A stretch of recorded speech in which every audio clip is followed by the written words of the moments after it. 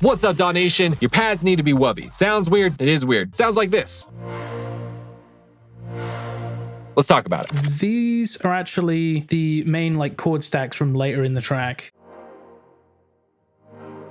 with serum effects on. So if I take those off,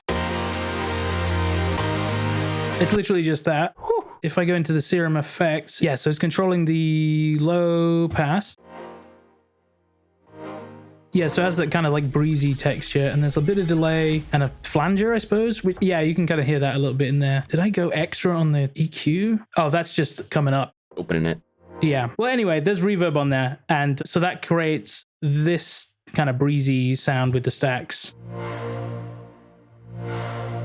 Yeah, you can hear a little bit of the flange in there as well. I added a couple more layers to this, mainly this piccolo layer. Where did Mr. Piccolo come from?